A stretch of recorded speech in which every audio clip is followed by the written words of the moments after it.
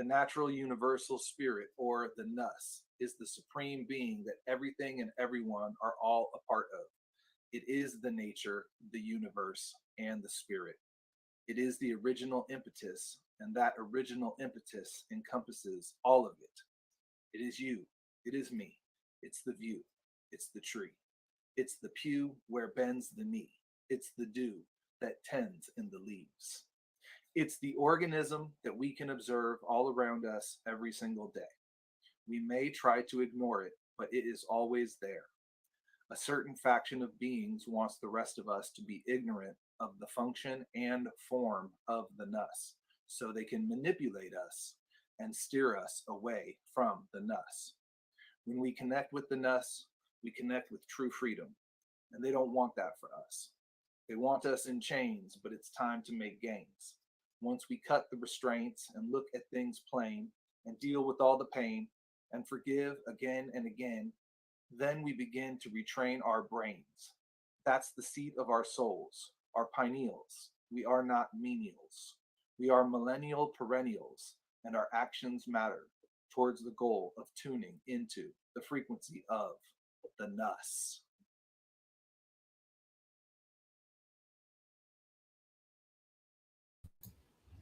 Hello, once again, everybody. This is John Roeland of the Natural Universal Spirit, and this is the People of the NUS live stream every Saturday, 4:40.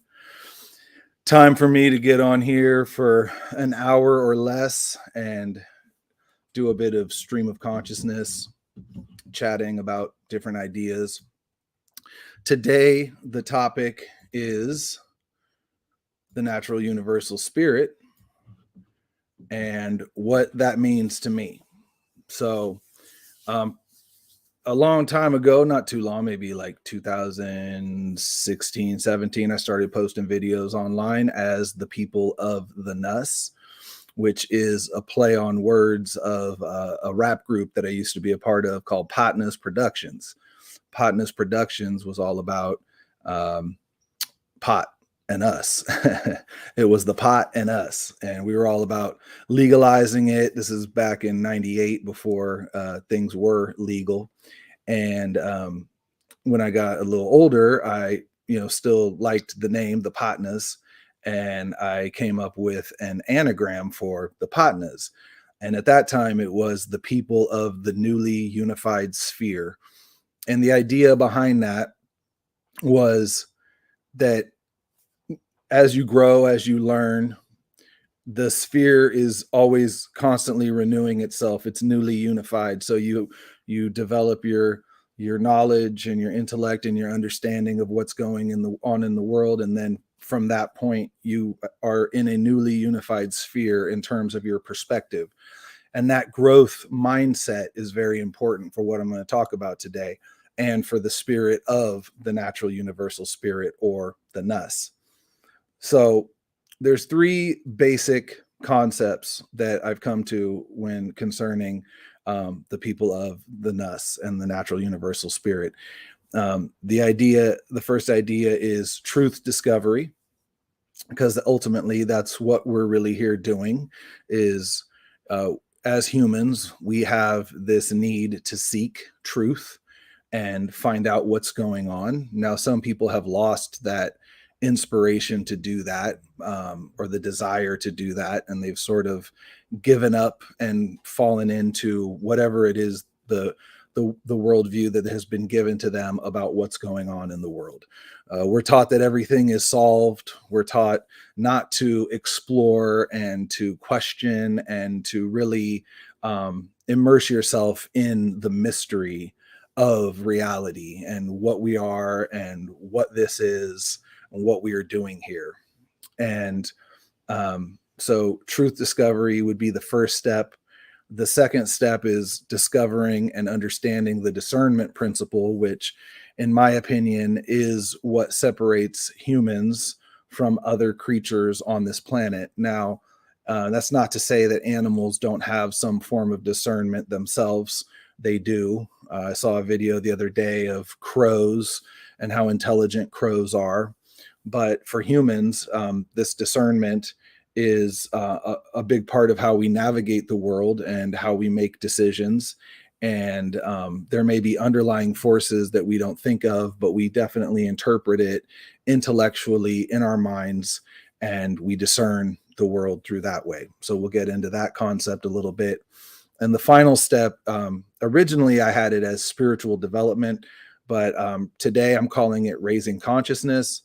Um, I feel like that term is a little bit more welcoming, maybe, to people who are not on the spiritual path, but can grasp the idea of different levels of consciousness, different levels of understanding.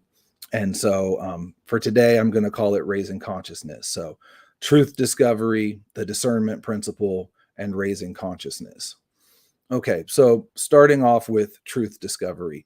The basic foundation of truth discovery is being open and having a sense of wonderment of the world, questioning and wondering what is going on, and putting yourself into a place of reception, being able to receive information. Because ultimately, the NUS is this invisible spirit that binds everything together. It is the whole thing, and it also runs through everything.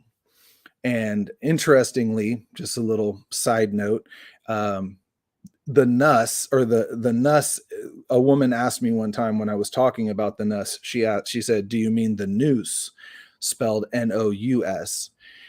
And if you look up the nous or the noosphere, it's this idea of this outer realm outside all of the different realms that go outside of us, that emanate outside of us, as you go higher and higher, into the higher realms. That the outermost realm is called the nous. I would connect this idea to the Akashic records, or the realm of all things possible. It's sort of where we draw information from, and it is the thing that, again, binds everything together. Because even here, as humans, if we were to destroy all the knowledge that we've amassed and written down and documented, that the information still exists, and it exists in the mind and, the spirit of the world. And so, interesting little tie in there, the noose, the nus. I didn't make that connection on my own initially. That came to me later from a person online who pointed that out to me. This is where the term noumena comes from. So it's kind of the realm of all things possible, I guess you could say. So in truth discovery, you want to get yourself into that place of receptivity where you are able to take things in. And so the most important step to get there is, first of all, breathing. If you look into yogic breathing techniques, they teach you that you should breathe in through your nose. You should not breathe in through your mouth. This is a very basic, simple thing that we could teach to children. Breathing techniques, you don't need to label it as yogic, even though you yourself can understand that this is, at least one of the original places where humans at least documented this and focused on this practice. But breathing in through your nose and out through your mouth. Your nose also protects you from certain toxins and things that you could potentially breathe in through your mouth. And so, simple concept, breathing in through your nose. And there again is another tie-in: the nose, the noose, the nus. The language starts to point you to these synchronicities that are probably not an accident. So, and another term that you hear a lot is mouth breathers, right? If someone is a mouth breather, they're considered to be not very intelligent. So it is looked down upon to breathe through your mouth. If you see someone sitting there with their mouth open, breathing in through their mouth, it appears as though they may not be the most intelligent person, or they're in some sort of hypnotic trance or something like that. So breathing is the first step. And then obviously from there, you go into meditation.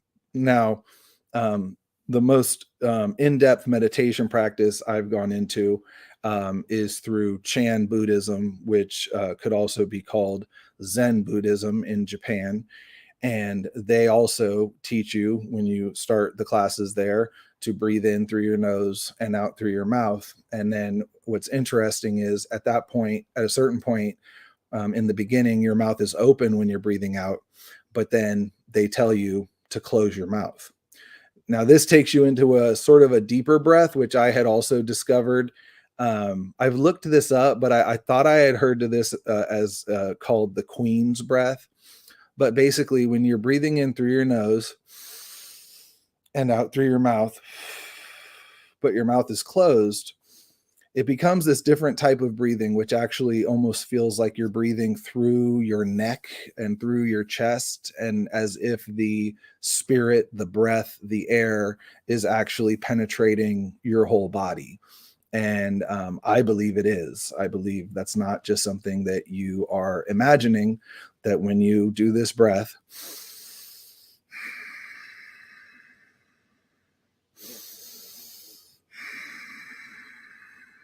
the breath is actually emanating from your chest, through your lungs, through your body.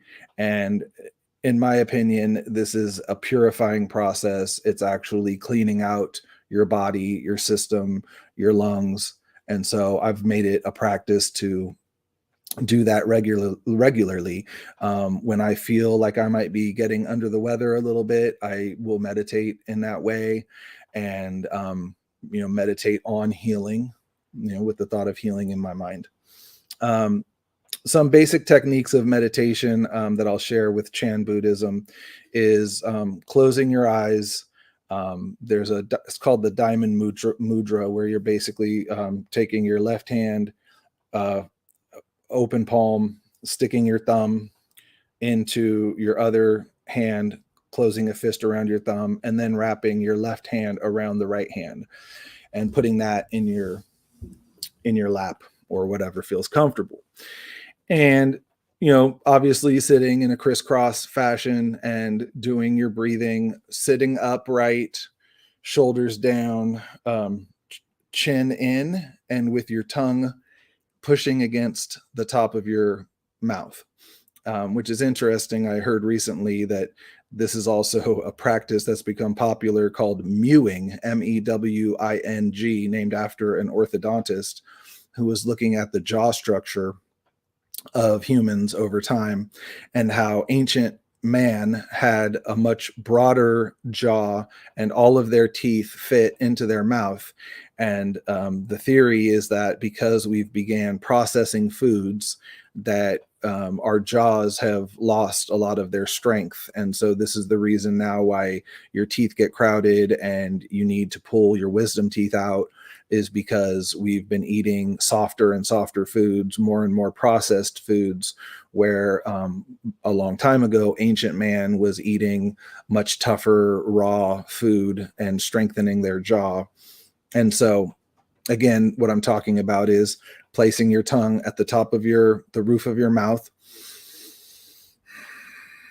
when you're doing your meditation.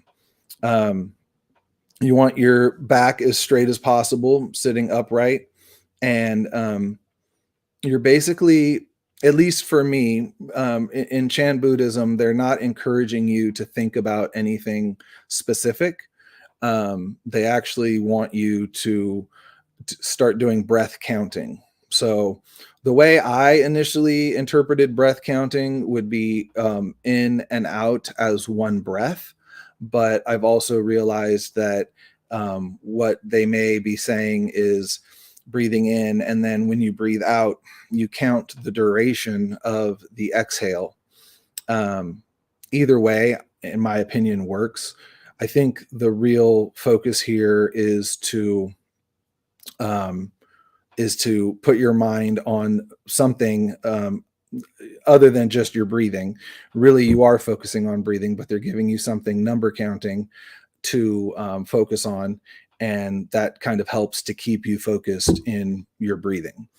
Now, what you then go into is that they talk about the monkey mind and how you have all of these thoughts running in your head that are um, interrupting your meditation, and you're supposed to just push these thoughts away and then get back to your counting. What this leads to ultimately is you start to realize what those thoughts are that are invading your mind and what it is that your mind is focused on or concerned with. And this, I think, is a really important step in terms of doing shadow work, because it's really giving you a good observation of what your mind is focused on. And then obviously from there, you can kind of analyze, why am I focused on this? Why am I concerned about this? If it's work or some relationship problem or something going on in the world that's um, consuming your mind. And meditating, even just for 5 minutes a day in a practice like this, can be really powerful and hopefully will lead to longer meditation and a more concerted practice that you continue on and on. So now with truth discovery, you you're in a place where you're willing to take in information. You can take in information from anywhere. You're in a receptive place. Your mind is opened. You are not necessarily so concerned about what you already know. Obviously, you're going to compare and contrast those things. And this gets into the trivium. And the trivium is the three ways of learning: grammar, logic, and rhetoric. Now, this is very much focused on the intellectual aspect of learning.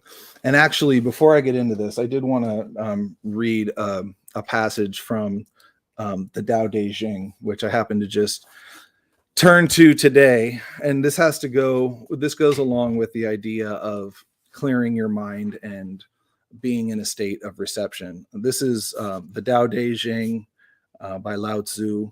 This is chapter 20. If you've ever read the Tao Te Ching, you'll find that different versions will tend to use different words, and they're kind of it's basically phrased the same, but just different words specifically used. So this is titled, "Stop Academics and There's No Distress."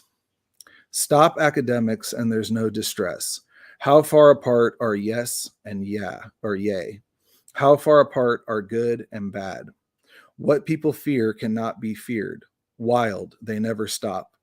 Everyone is cheerful as if they are having a feast, like climbing a terrace in springtime. I alone am indifferent, showing no sign, like an infant before it can smile, squirming as if having nowhere to rest. Everyone has excess. I alone seem lacking. I have the mind of an ignoramus, blank. Worldly people are bright. I alone seem dim. Worldly people are inquisitive. I alone am at a loss. Light as an ocean breeze, seeming to stop nowhere. Everyone has purpose. I alone am dull and lowly too. I alone am different from others. I value seeking to feed from the mother. Now, I did want to get in. Sorry, I skipped ahead a little bit in terms of the trivium, and which will go into the discernment principle. But I did want to share something from the Tao Te Ching, something more from the Tao Te Ching, which is like the first two chapters. Okay. So I am going to go ahead and present this because why not? Let's see here. There we go. Add to stage. Okay. So, okay. You guys probably can't really see that very well. I wonder if I can move in. There we go. A little bit closer. Okay. Chapter 1. because ultimately, the NUS is very much the Tao. It's sort of a different name for the Tao, but I have become very, I've always read Taoism for a long time, but the more I read it, the more I really see it as the answer to the problems in the world and the answer to your own individual problems in terms of, um, solving, your own issues that you have going on, to take this understanding in and sort of not stress so much about the mundane world. So, the Tao Te Ching, Chapter 1, Tao that can be spoken, or the way that can be spoken, the way that can be spoken of is not the constant way. The name that can be named is not a constant name. Nameless is the origin of heaven and earth. The named is the mother of all things. Thus, the constant void enables one to observe the true essence. The constant being enables one to see the outward manifestations. These two come paired from the same origin. But when the essence is manifested, it has a different name. This same origin is called the profound mystery. As profound the mystery as it can be, it is the gate to the essence of all life. So, the way that can be spoken of is not the constant way. So, ultimately, they call it the way, I call it the NUS, but ultimately, the real essence of that thing cannot be named, which tells you that it's nothing. It's something beyond our comprehension. The name that can be named is not a constant name. Nameless is the origin of heaven and earth. Now, heaven and earth is now the first name, and the named is the mother of all things. So the mother of all things is heaven and earth. It's the first thing that can be named. And from that original name, that mother, comes everything else, the myriad of things that exist in the world. Thus, the constant void enables one to observe the true essence. So when you are in the constant void, when you are in the true nameless or nothingness, then you see the whole thing. This, to me, is the idea of unity consciousness. When you are able to get to that level where you are beyond naming things and beyond describing different things and comparing things, it's something that is unnameable. So thus, the constant void enables one to observe the true essence. The constant being enables one to see the outward manifestation. So our being and allows us, our experiences allow us to see the manifestations of the nameless, of the true essence, of the one thing, of the universe, right? But we are constantly in this world where we're naming and comparing things.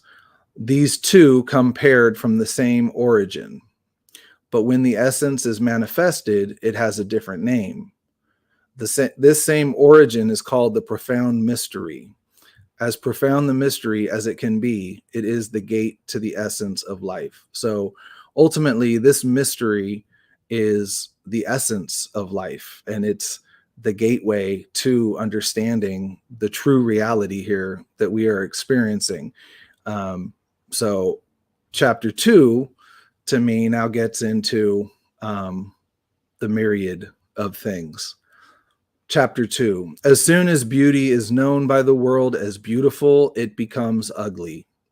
As soon as virtue is being known as something good, it becomes evil. Therefore, being and non-being give birth to each other. Difficult and easy accomplish each other. Long and short form each other. High and low distinguish each other. Sound and tone harmonize each other. Before and after follow each other as a sequence. Realizing this, the saint performs effortlessly according to the natural way without personal desire and practices the wordless teaching through one's deeds. The saint inspires the vitality of all lives without holding back. He nurtures all beings with no wish to take possession of. He devotes all his energy but has no intention to hold on to the merit. When success is achieved, he seeks no recognition because he does not claim for the credit, hence shall not lose it. So,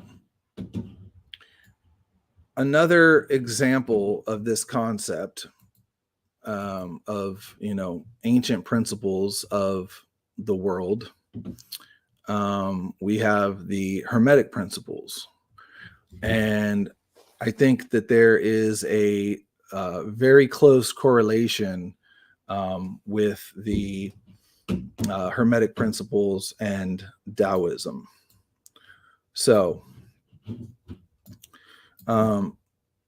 there's a book called the Kybalion, which is I pulled this information up from Wikipedia. Not the best source in the world, but it's kind of the basic understanding. Some interesting ways that they put it, but the Kybalion, full title, The Kybalion, a study of the Hermetic philosophy of ancient Egypt and Greece, is a book originally published in 1908 by three initiates, often identified as the New Thought pioneer William Walker Atkinson, 1862 to 1932, that purports to convey the teachings of Hermes Trismegistus. Hermes Trismegistus is a sort of a combined character of Hermes, the Greek god, and Thoth, the Egyptian god.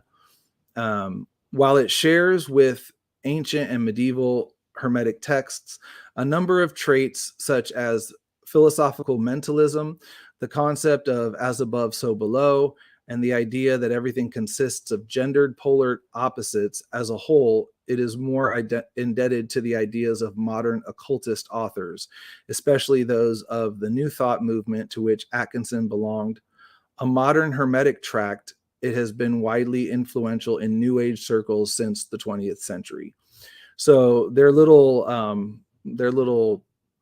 side note there is sort of implying that this version of it, the Kybalion, is some of the ideas were more owed to this New Thought movement that was happening in the late 1800s, early 1900s, and then connected to the New Age movement. Now, I find it interesting that they focus on the idea that everything consists of gendered polar opposites. Is kind of interesting. It's almost like they don't want to focus on the gender, which, take that for what it's worth. A central concept in the book is that there are 7 Hermetic principles upon which the entire Hermetic philosophy is based. These are as literally quoted from the book. 1, the principle of mentalism.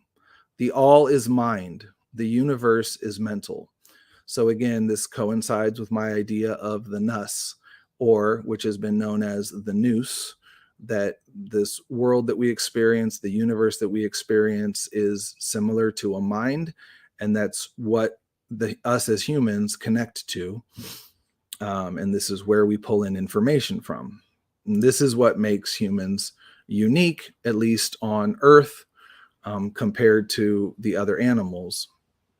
Again, not that they are not connected to it, but we have abilities to pull things in from this realm and then manifest them here on Earth. Excuse me. 2, the principle of correspondence. As above, so below. As below, so above. Also known as within, so without. This principle embodies the truth that there is always a correspondence between the laws and phenomena of the various planes of being and life.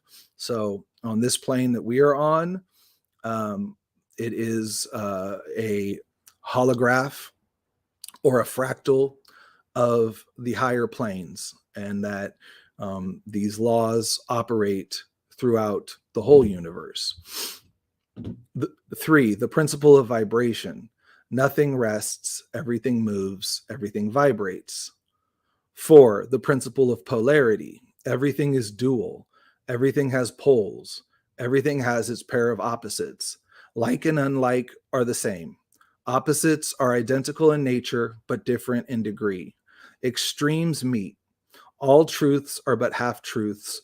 All paradoxes may be reconciled. 5, the principle of rhythm. Everything flows out and in. Everything has its tides. All things rise and fall. The pendulum swing manifests in everything.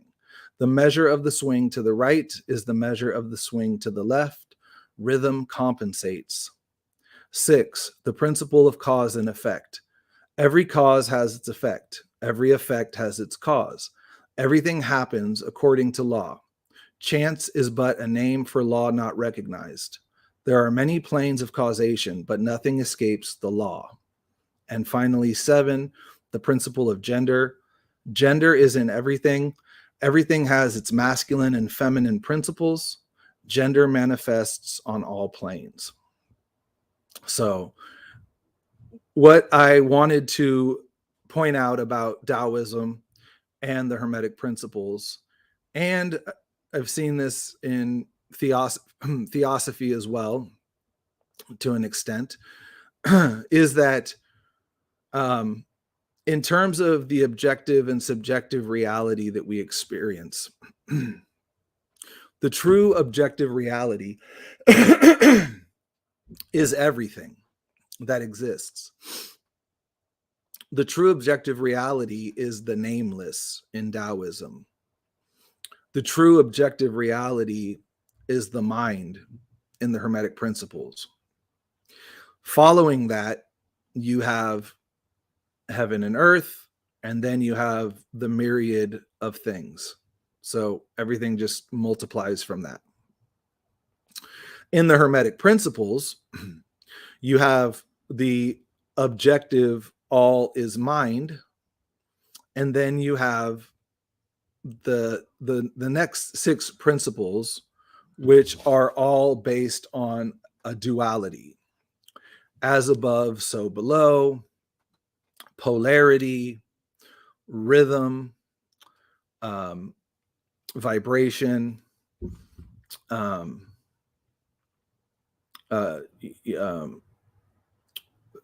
correspondence. So I'm going to start over. Correspondence, vibration, polarity, rhythm, cause and effect, gender. So you see this duality that comes to light in the world that we experience. So there is a unity consciousness that exists. And I do think that you can raise yourself spiritually high enough to observe the whole thing and to be within that NUS, within that outer realm of all is one, all is mind. But how we on earth experience that and interpret that is through the duality of reality. There is a duality in reality.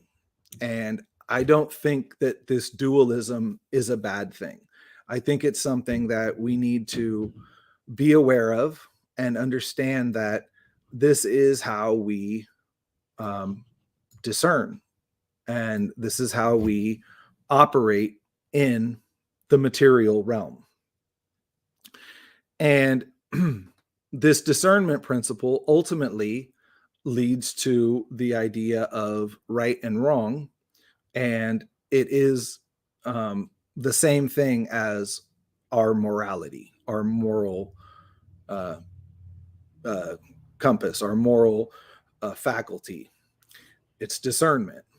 So it's within each individual, I assume.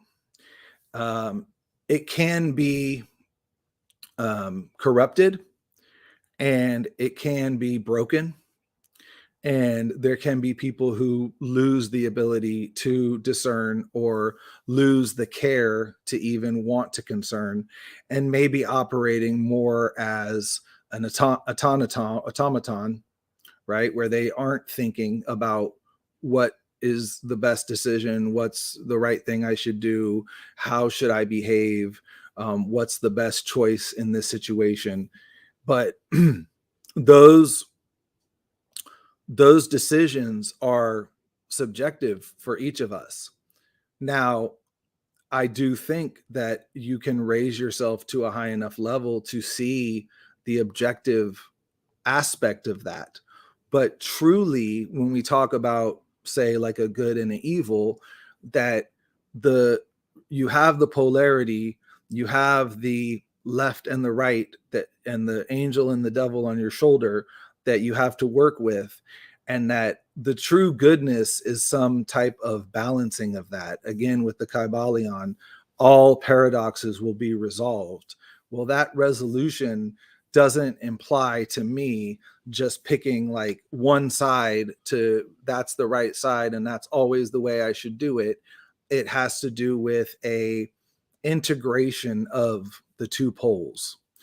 And to me, this is the true good in the world. Um, the meaning of meaning, right? The mean is the average. So when you are discovering meaning, you are coming to a balance between two poles, two options, two choices, and you are finding the meaning. And the meaning will be different for a lot of people, and depending on the situation, depending on what you're dealing with, you're going to find a different meaning to different situations, depending on where you're at in life, depending on your circumstances.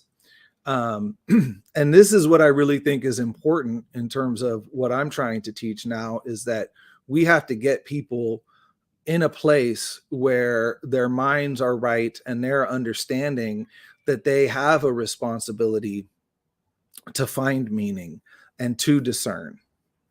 So on an intellectual level, the trivium is a good step to take in order to come to truth discovery. Now, the trivium is more dealing with taking in information from other people, grammar, logic, and rhetoric. But I had done a presentation, we're trying to teach the trivium to children, where I called it experience, thinking, and creating. Because true discernment through the trivium would be to explore things on our own, because you can't really say you know something unless you've done it yourself and you've seen it yourself. So you always have to question your sources, obviously, and especially in this day and age. I mean, I think we're at a point now, I know for myself, that I have a hard time believing anything I see on television, anything I see in the mainstream media. And I come at it from a perspective of not trusting any of that propaganda, because I think it's completely weaponized against us. And I think that the social engineers, whoever is putting this information out there, they have the ability to create any scenario that they want to and make it seem real. I think that they add in a lot of confusion because they know that people are going to be looking like, oh, this scenario was staged, but then they're going to give you all these different layers of why that couldn't be true or how that could be true. And, well, this person, was injured, and, so they are very advanced in terms of being able to manipulate us, being able to manipulate our emotions, understanding that there's going to be people like myself who are going to be questioning, and giving us, passports in rubble of buildings that were blown up. All right. I don't know if you understand that, analogy, right? But allegedly on the events of September 2001, there was a passport of one of the alleged perpetrators of the crime. The passport was allegedly found in the rubble. Now how does that story even get released? Who puts that out there?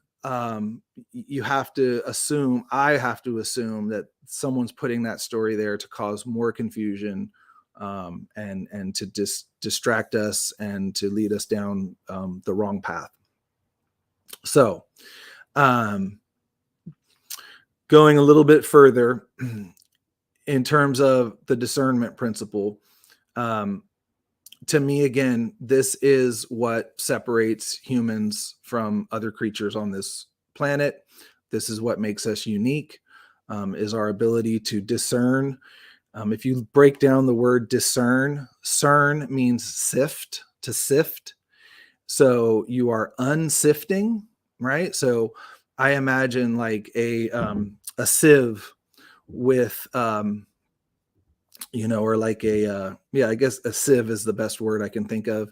And you put like a bunch of sand in there and you break up a Lego construction and you put the pieces into the sand and you sift out, right? You sift out all the pieces, right? And now to discern or sift, right? You're now taking those pieces and putting them back together, right? So this is what we are doing here. We're in a spot right now where it's almost impossible. It's not impossible to do it, but they're working their hardest to throw in a bunch of nonsense so that we're unable to sift through the pieces and ultimately put them back together again. Okay, so I've slowly gone through truth discovery and the discernment principle. Now, once you have worked through these two concepts and you are on your path to truth discovery, the ultimate goal in this truth discovery is to raise your consciousness. And by raising your understanding, you are raising your consciousness. And again, I had used the term prior, spiritual development. It's the realization that if there is this NUS that exists on the, as sort of like the creative spirit that runs through everything, the igniting spirit that runs through everything, the inspiration that moves us, that animates us, that on the higher realms, that this also exists, and that spiritually we can raise ourselves into these realms, and we realize that we do have higher selves, we do have higher principles that are affecting us at all times. There's even lower spirits that are affecting us at all times. And I don't think that we should look at these as good or evil necessarily. I think, again, we need to integrate these. One point I wanted to touch on before I wrap this up is going over a few terms and how this idea of the duality of reality and exists with language. Okay, so the dualism of language. So one example I've used, you've heard me say it before, government. The word government means mind control. Initially, when I heard this, I thought, how could it be so obvious that the word of the control system is mind control? They're telling you that they're controlling your mind. But what I realized as I stepped into this space of reception and openness and discernment and finding meaning is that there is a good side of government. It's your own government, and it's actually the only true power we have in the world. The all is mind. The human mind is connected to that all. And what are you focusing that mind on? And what are you using that mind for? So how that applies to the institution of government is because if I am living with another person and we decide to set some rules for the house, I have to use my mind control to follow those rules, first of all say what I want the rules to be or what I think the rules to be, to come to some compromise about what those rules should be, and then to follow through on those rules. The other person has to use their government, their mind control to do the same thing. If me or the other person does not follow the rule, then I would need to approach that person, or that person would need to approach me, and we would need to converse, and we would need to use our government together to create a more unified, cohesive home that we live in, and lifestyle. Another word is religion. Religion comes from religare, which means to bind back or to bind again. And again, the negative connotation in that is that religion binds you back or holds you back. And that can be true, that, religion, organized religion, can bind you to a certain belief system or thought system and make you very rigid in your thinking. But when I look at religion, and I was on my own religious search or spiritual search, I was always looking for, well, which religion came before that? And then which religion came before that? And what is corresponding with all of these religions? What is the Principia Theologia, right? I think I'm saying that right. Principia Theologia, which is like the principal theology, the original religion, right? And that, when you bind back, when you think back, okay, so even if you go back to the alleged Big Bang, right, then your mind is able to go, well, what came before that? So you're always binding back to that source. And in Taoism, that would be the nameless. In Hermeticism, that would be the all is mind. You're binding back to that original source. That's the original bond that we all come from. At least that's how our minds seem to interpret it. It may be a cyclical thing, that maybe one universe manifests into another and it goes on and on. Or like a mandala, because constantly emanates outwards, right? But true religion is everything. Your bond with what you believe is the creator is going to have an effect on everything you do, how you look at the world, how you act. So again, religion has a negative connotation, but it also has a positive connotation. So I'm done personally with saying government is slavery.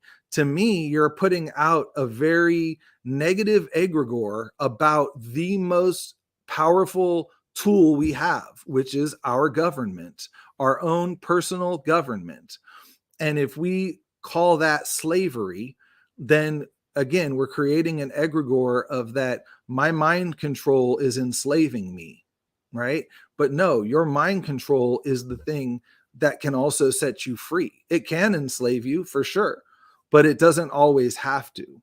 Religion doesn't always have to bind you back to a negative or a wrong idea. It can bind you back to the true source. And yeah, so I think those are just the two terms I'll go over now. I've talked about this before, but that's kind of how it goes in this game, trying to hone in on your ideas, hone in on your thoughts, and become better at expressing them. But I really believe in looking at it that there is no word that's like inherently negative or evil or bad. Another quick idea about integrating is I think like with the Hermetic principles that we can really look at, for example, the principle of gender. This is a principle that exists in reality, in nature. There is a masculine and a feminine within each person. And then there's also a masculine and feminine that expresses in the world, and that allows things to be, to procreate and to stimulate more life. And I think that we need to look at the agendas that are being set against us, and we need to realize that instead of resisting them so much, we need to find a way to integrate them. So if gender is becoming this topic that you feel is being taught in a negative way or a problematic way, that we can introduce this idea of the principle of gender, and that, you know, this is a real thing. I think that the controlling class, the social engineers, they understand that these principles are going to resurface and going to come into understanding and come into the light again. And so they try to invert it and make it a very negative, um, they present it in a negative way, and it causes people to react and withdraw from it. But if you can kind of just get into that receptivity place and realize that, hey, like everyone has a male and a female aspect to them, and there's nothing wrong with that.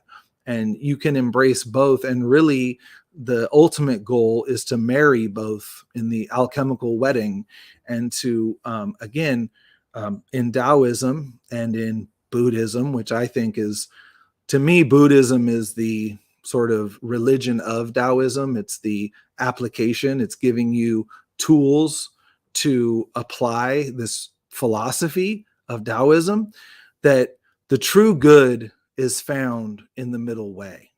So I guess my main message is to try not to fall into the extremes, and try to look at the people that you think of as evil or as negative or as causing harm in the world, and to try to have compassion for those people, and realize that that is an aspect of yourself and all of ourselves, and try to integrate.